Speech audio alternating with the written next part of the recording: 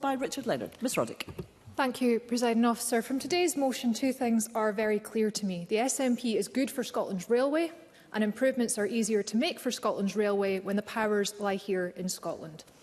I'm a very regular user of Scotland's railways. I'm fresh off a train this morning from my home in Inverness, and I'll be back up again on Thursday night. I often use the Far North, West Highland and Kyle lines, as well as the Aberdeen link for getting the ferry to Shetland or Orkney, and many of Scotland's other routes to get along to Callie-Thistle away games. I love being able to work on the train, sometimes sleep on the train if it's very late, and generally get to skip nighttime driving.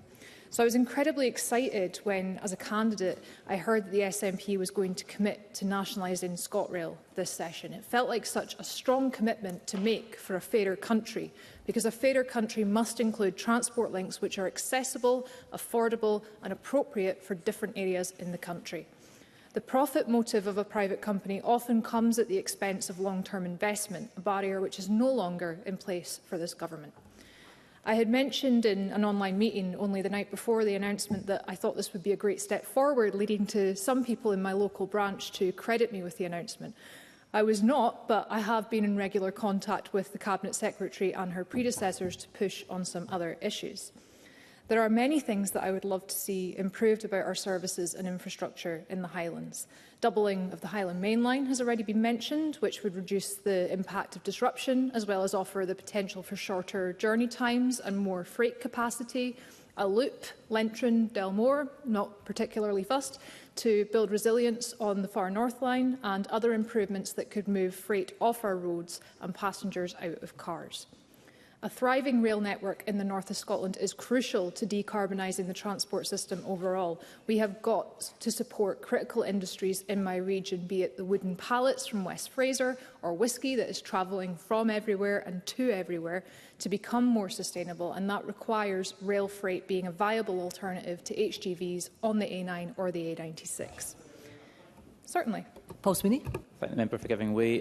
She makes a really important point about doing all infrastructure upgrades simultaneously to get that best utilisation of the line. Do you think there might be a risk in simply chasing decarbonisation as one metric at the expense of increasing capacity on the line? So we need to do both at once, because just doing the electrification might preclude further investments in the future. Emma Roddick. Yes, certainly, and I hope that nothing I said gave any other indication, because to me it's one and the same. Increasing capacity is going to decarbonise, and if we decarbonise in the right order, then it is going to benefit passengers and those who use our railway for freight at exactly the same time. Now, my loyalty to taking the train to work here is possible because of the time it takes, being comparable to driving, and that is not the case everywhere yet. It can take twice as long to get to Wick by rail than by car, and the West Highland line, though scenic, is not often an option for me when attending meetings in the southwest of my region. I'm very clear that these improvements are only possible with the Scottish Government in charge, and I'm certain that they'd be more forthcoming if the Scottish Government had control over every aspect of budget setting, revenue raising and our railways. The progress made this session is incredible, nationalising ScotRail and the Caledonian Sleeper, scrapping peak rail fares and opening or reopening a number of stations, including Inverness Airport, which I had the pleasure of attending the opening of and making use of since.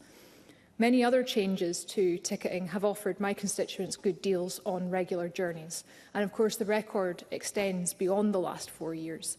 The SNP government was personally responsible for prolonging my weekly commute from Alness to Inverness as a teenager by reconnecting Conan Bridge to the railway.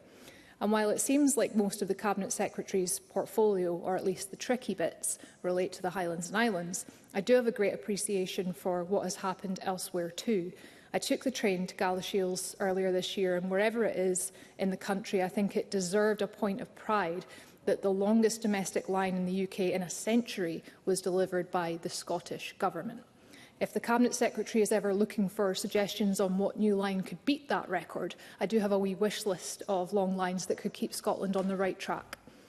Because we know the impact. The Cabinet Secretary's motion mentions a 5th increase in passenger numbers. What that cannot tell you, but what we know lies behind it, are people who would otherwise have used their cars, as well as people who would have been stuck at home because they cannot use a car. It has people who would otherwise have driven to the retail park instead of shopping in town centres, as well as people who would otherwise only shop online. This increase in passenger numbers has a benefit for those passengers, for the climate and for local economies. But all of this, and whatever we do in future, pales in comparison to what would be possible with independence.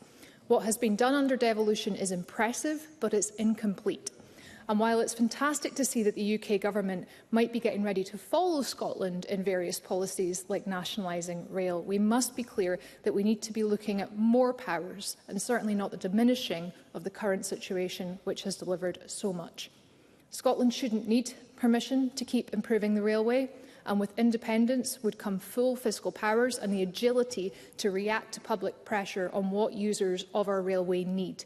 In short, it would give us the strength here in Scotland to do even more. The member is about to conclude. Thank you.